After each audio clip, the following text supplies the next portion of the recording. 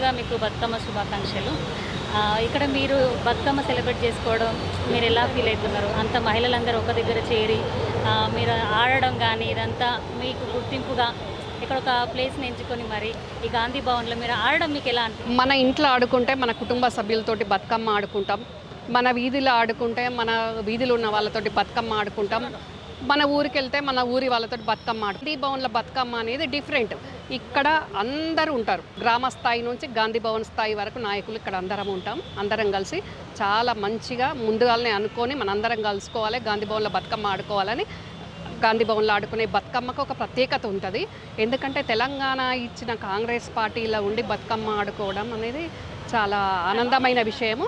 ఈరోజు ముద్దపప్పు బతుకమ్మ, మరి ఈ ముద్దపప్పు బతుకమ్మను తెలంగాణ ప్రజలందరికీ కూడా, ఆడబిడ్డలందరికీ కూడా ముద్దపప్పు బతుకమ్మ శుభాకాంక్షలు తెలియజేస్తున్నాం.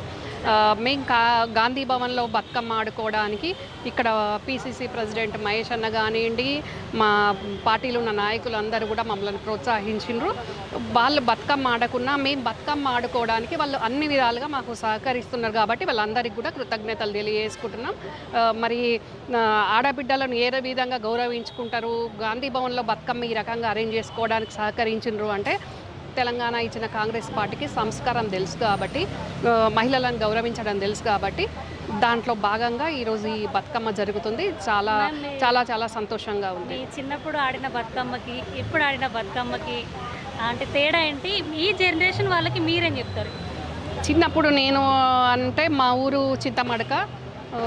మరి అక్కడ మేము బతుకమ్మ ఆడుకున్నప్పుడు ఓన్లీ మా ఇంట్లో మటుకే ఆడేవాళ్ళము, బయటికి వెళ్ళకపోయే వాళ్ళము, వెళ్ళనివ్వకపోయేది. ఇంట్లో ఆడుకునే వాళ్ళం, నానమ్మ అట్లా మేము ఆడుకొని తర్వాత చాకలి వాళ్ళు తీసి చెరువులో నిమజ్జనం చేసేది. ఎప్పుడు చెరువుకి వెళ్ళింది లేదు.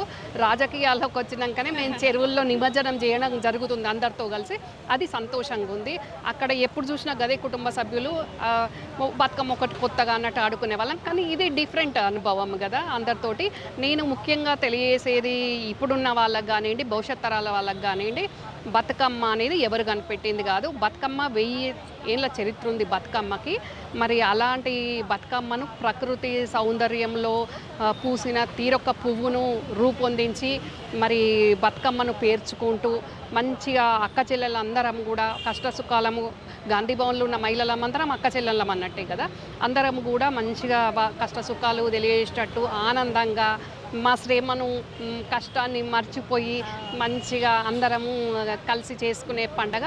నేనేమంటా అంటే భవిష్యత్ తరాలు కూడా సాంప్రదాయబద్ధమైన బతుకమ్మనే ఆడాలి కానీ ఏదో మార్వాడి కల్చర్ దాండియాను ఆడాల్సిన అవసరం లేదు. మన బతుకమ్మను తరతరాల నుంచి పూర్వీకులు ఎట్లా లయబద్ధకంగా బతుకమ్మ ఆడినరో అది రిహార్సల్ చేసుకొని అది ఆడాలి కానీ దాండియాలు రిహార్సల్ చేసుకోవాల్సిన అవసరం మనకు అస్సలే లేదు. కాబట్టి మన సంస్కృతిని మనం పాటిస్తేనే బతుకమ్మ కూడా దానికి ఒక అర్థం ఉంటుంది.